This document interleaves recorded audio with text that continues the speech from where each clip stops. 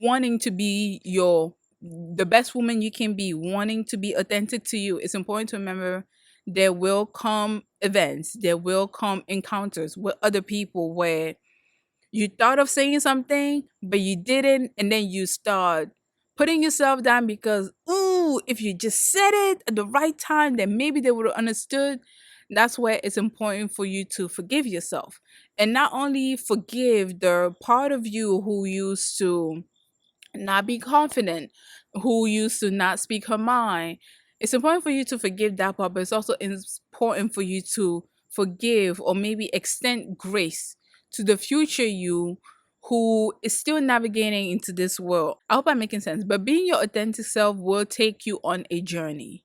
And in that journey, you're going to learn so many things, and there are going to be times when you are going to fall flat on your face. If you don't want to fall flat on your face, or if you always want to be right, then I don't know what to tell you. But in being your authentic self, you will fall flat on your face. And it's important for you to forgive that part. Even though it hasn't happened yet, just extend grace to that. Hello, and welcome to Kitchen Table Advice. My name is Paola, and I am the host of this podcast.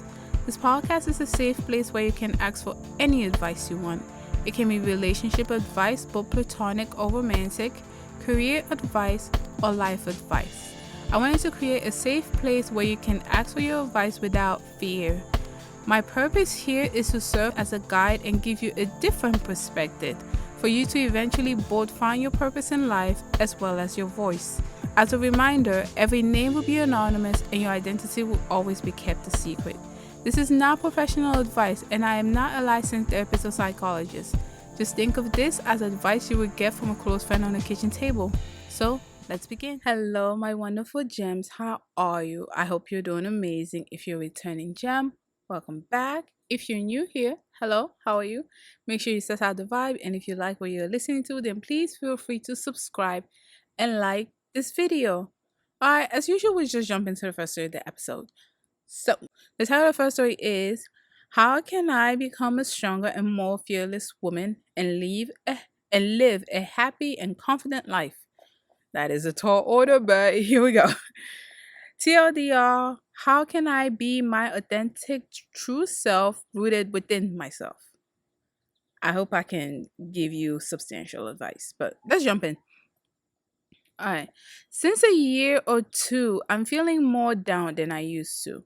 One reason might be that I'm a young adult and, like most, feeling confused and a bit lost. I've noticed myself being more fearful than I used to. Parentheses, example, worrying about what my mom would think or disappointing her, not saying what I'm truly thinking and fearing, worrying about others' opinion, parentheses, mostly family and friends, and even though I've always been quite independent, parentheses, considering my family gives me a lot of support and love, they rarely judge and just want me to be happy. I don't want to live in fear. I want to be my true authentic self, speak my mind, be kind, respectful, and understanding towards myself and others.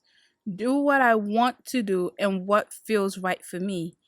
I know most of what I fear, if not all of it, is in my head. Paradoxically, I'm slowly becoming what I'm fearing. I'm seeking advice from quote unquote strong women, and my question is how can I be more self confident, self loving? How can I be more rooted within myself and follow my heart? What makes me truly happy? And who am I? Mainly, how can I fear less of what others would think and just boldly do my own thing? Parentheses, I'm kind of afraid of getting lost in the hamster wheel in life controlled by others and my fear. Thank you for taking the time to read. We're just gonna jump into we're just gonna jump into the advice. This advice may sound redundant if you've been here for a while, but you know it. I always tell you she's 21. This is a good time for you to explore. I know, and there's a lot of scary stuff in the world, but to be quite honest, a lot of strong and independent people, women and men alike, do all come to this point in life where they're scared, they want to know what is up in the world, and they basically want to, find their purpose, find something that is fulfilling, and not just get caught up in the hamster wheel of life. And a good way to go about that is awareness, which is good because you're already there. That's great. So, the first step is awareness. And then the second step is, you know, finding out what works for you and what doesn't work for you. And it's going to take time and error. It's going to take trial and error. So I just want to give you this advice of forgiving yourself. Why am I giving you this advice? Because once we get in this mindset of trying to be our authentic self and living fully, putting up boundaries and not have anyone encroaching those boundaries, the next step after that is forgiving ourselves, because just like when we were toddlers, we were learning to walk. We had to fall down multiple times until we grew up into even bigger toddlers who were able to balance and now were able to walk without even thinking about it. In this path of you becoming your true authentic self, especially if you're the type of person who feels like you've had your voice shut down or you haven't been completely honest with other people in your life, it's important for you to remember, even after wanting to be the best woman you can be, wanting to be authentic to you, it's important to remember there will come events, there will come encounters with other people where you thought of saying something, but you didn't, and then you start putting yourself down because, ooh, if you just said it at the right time, then maybe they would have understood. That's where it's important for you to forgive yourself. And not only forgive the part of you who used to not be confident, who used to not speak her mind. It's important for you to forgive that part, but it's also important for you to forgive or maybe extend grace to the future you who is still navigating into this world. I hope I'm making sense. But being your authentic self will take you on a journey. And in that journey, you're going to learn so many things, and there are going to be times when you are going to fall flat on your face. If you don't want to fall flat on your face, or if you always want to be right, then I don't know what to tell you. But in being your authentic self, you will fall flat on your face. And it's important for you to forgive that part. Even though it hasn't happened yet, just extend grace to that part. Try to learn as best as you can. Try to be open minded and surround yourself with various people with various life experiences. That can also be a great boost of they can tell you how they've navigated stuff. You can apply that to your life, or they can tell you some stuff that you don't resonate with. So just pick and choose what works for you. I hope I'm making sense and not all over, but long version short is it's going to take some time because it's not something you're used to.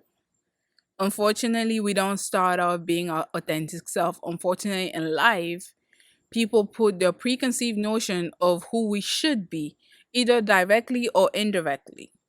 Whether it's you listening to your friends or your parents saying you want to do this. Unfortunately, when we come out into the world, we're still bright out, we're still young. People do have their preconceived notions about what we should do, or we see other people move and we see how certain people are praised where other people are not, and we immediately just gravitate towards that because this seems acceptable. So now that you've decided to go a different path, it's very it's important for you to know it is going to take time. It is a journey. You will fall. There are going to be times where you will have regretted not saying something when you should have, because now you're more confident and now you're more fearless. But it's important to give yourself time, give yourself grace, and in due time, you are going to become your true, authentic woman. And yeah, and you know, learning about the world is also a good way to go about these stuff.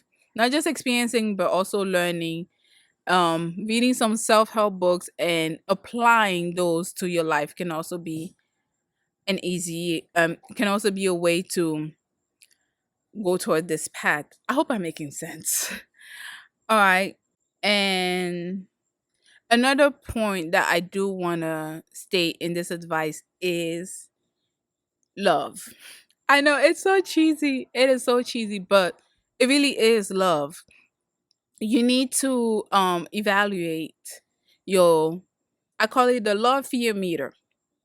how important how much do you love to become this thing over what you fear of not doing it? I hope it makes sense. It's basically a pros and cons, but if you want to same thing, you want to live a more confident life that is true to you, where you can be fulfilled and you can be happy. So how much love do you have to become this thing over maybe fearing of losing your friends or losing your family or losing whatever? What is your love fear meter? If your love is greater than your fear for this will be so much easier for you to do. But if your fear is greater than your love of wanting to accomplishing this, it might be a little bit difficult. So just try to um try to tell yourself that, which is basically the same reason why that's kind of how I started making videos and kind of what propelled me into this arena, because I always felt like I should be making videos and I had a lot to say, but I was so terrified of putting myself out on social media. You have creeps running amok every single freaking day of every second. But I also love empowering women, giving women and girls advice or even just a different perspective on the situation they had. Maybe they read it this way, but if they look at it this way, it will widen the horizon. So, in that, using those assessments of potentially having creeps online who are going to leave mean comments or even to the greatest extent stalk, compared to the love I have for women, the love I have for women to be successful, women to find their purpose, that love outweighed that fear, which is how now I'm in front of you. So I hope I'm making sense when I'm saying the love fear meter, but you kind of have to see it for yourself. Like, does your love outweigh the fear you have of potentially falling on your face or potentially losing family members? Because that is a great fear. Some people are not going to like you if you're no longer a pushover, if they can no longer have access to you anyhow. They're not going to like you and you might have to cut them out of your life. So you need to think about these stuff. These are very important stuff to think about, and it can be kind of easy for people to say, well, don't worry about those people. They don't have your best interests at heart, which I agree. But this is also your family. You've known them your whole life. There have been times when they have helped you, and there have been times when you have helped them. Anyway, what I'm trying to say is it's easier said than done to cut someone out of your life, even though I usually give that advice, cut someone out of your life.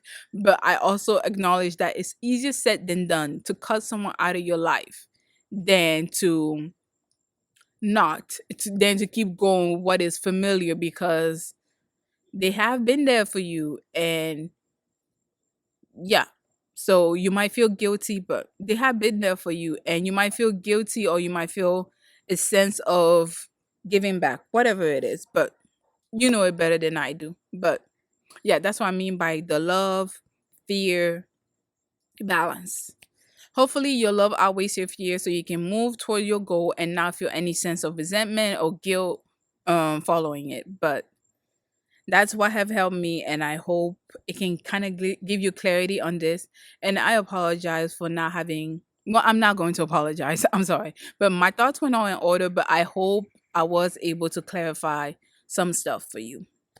All right. So after that really long and jumbled advice, we're going to take a break right now and come back with the second story of the episode. We are back and we'll just jump into the second story. The title is, How Do I Deal with Jealousy and Insecurity of My Friend's Girlfriend? That's very interesting. So let's jump in. My boyfriend and I My boyfriend and I's friend, parentheses, technically his friend, I was just adopted into the group because of my boyfriend. Anyways, our friend started dating this girl, and she heavily brings out my insecurities and jealousy issues. I have a terrible history of it, and it's affecting me opening up to a new possible friendship. I'm very vigilant around her and my boyfriend and try to decode anything that happens seeing if they're in a secret relationship, especially since my boyfriend has been acting differently the past year. I've talked to my therapist about this and him extensively. My therapist says there's no concern on her end, and she can see how the issue we've had can definitely make it seem like he could be cheating, like trying to fit puzzle pieces, but there are misinformations. Parentheses, aka they seem like cheating, but there's more behind the reason that aren't cheating. And I want to preface we've talked about cheating in general with my therapist, not with this specific girl. Anyways, I try to look out for warning signs around them together, and it's exhausting, causing me a lot of anxiety, and I don't have a good time when we hang out. I keep going to my therapist and work on my issues. This girl probably hasn't done anything wrong, and there's no reason to not like her. I actually do. But the insecurities and jealousies are too strong around her. How do I work through this? Please don't say just push through them. I'm looking for advice slash tools I can use. Okay. So we'll just jump in. And I think this girl is triggering there's obviously more to the issue.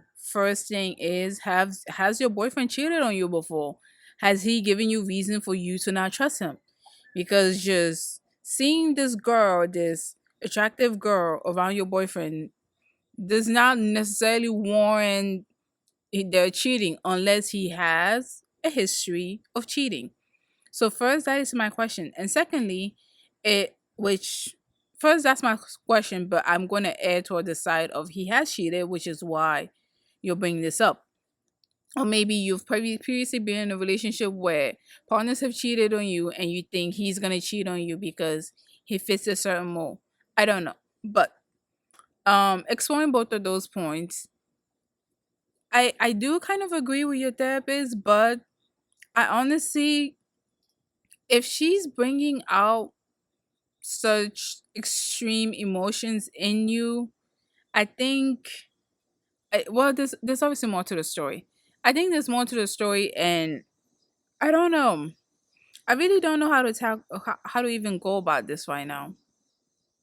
Hmm. Well, we're gonna explore the point if you're and if this is you or in a similar situation and your boyfriend has cheated on you and you decide to give him another chance, and now you see him talking to another girl who maybe fits the MO of the person he has cheated on with, now is bringing up all these other insecurities in you. What should you do in that notion? Obviously, you should talk to your partner about their relationship, but okay, I'm just gonna give you a real right. This is why I don't think women, I don't think anybody should be getting back with someone who has cheated on them. I think it's very disrespectful. I think it shows a lack of compassion, lack of respect for the relationship, and lack of for the person in that relationship. So I'm on the fence of if someone cheats on you, you should leave them. But I understand it can be difficult for some people to leave for XYZ reason or 1, 2, 3 reason.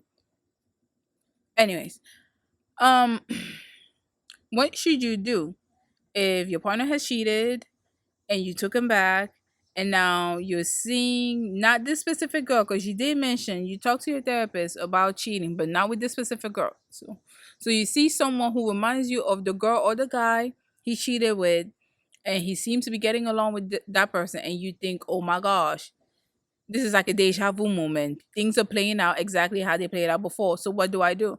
I would say just talk to your partner at that moment and tell them how you really feel. Tell them about how you don't really like that they're spending so much time with this other person. They might try to gaslight you and be like, well, I can talk to anybody I want.